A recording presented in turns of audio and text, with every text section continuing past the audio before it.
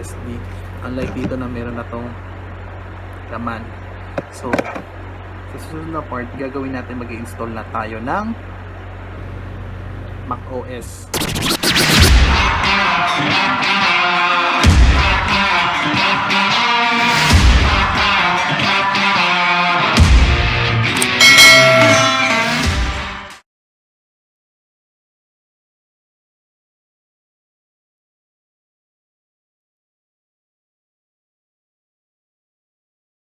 So mga Fuminatics, na pagdesisyonan ko na high-share na lang ang install ko. So ito yon,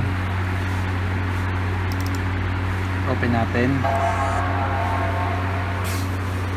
So binot ko siya using yung, so dumating na tayo dito. So English tayo. By the way, itong Mac OS high-share lang yung ginagamit ko. So load, hintayin natin mag-load. By the way, ang gamit ko is flash drive ko na verbatim. Tignan natin kung may yan. Check muna natin sa disk utility kung detected yung yung SSD, dahil na-initialize ko na kanina.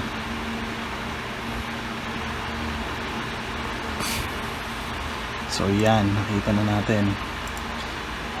Erase. So erase muna natin macOS SSD. Yan na.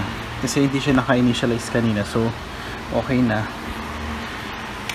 480 gig to na SanDisk. So exit natin, quit na natin to. Then pag nag-install tayo ng Mac OS, so click natin to Mac OS, wait natin. So in-initialize ko siya kanina dun sa disk utility, dun sa may Mac OS na hard drive, kasi nga hindi niya dinidetect yung kanina. So continue. So hindi ko na ginamit yung dito, internet. May internet naman ako via LAN. So agree muna natin. Ito, macOS SSD, and install. So ang mangyayari ngayon is kinakopy niya na yung installation files niya papunta sa SSD, then nag-install mga Fuminatics.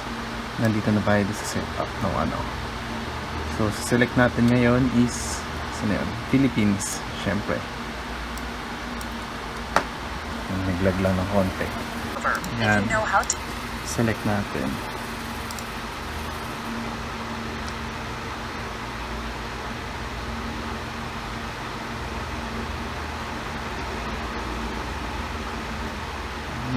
Keyboard layout natin ay English.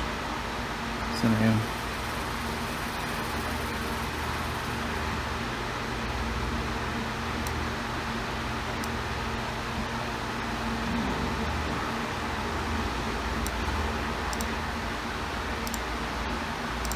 Continue.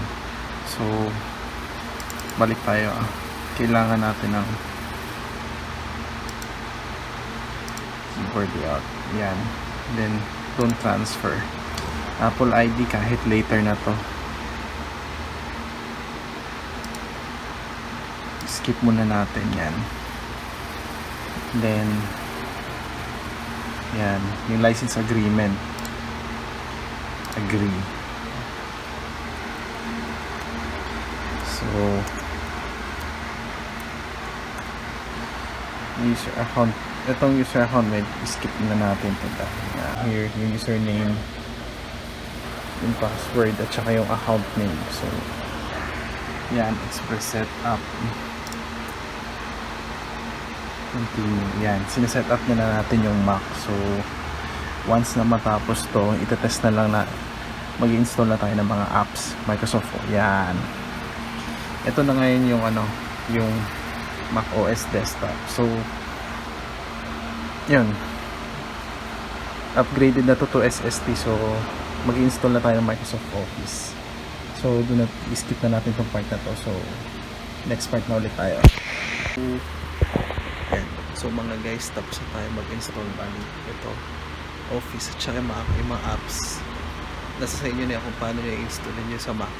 So thank you for watching pala. Like and subscribe na sa mga for the upcoming vlog. So papahinga na rin ako. Bye bye.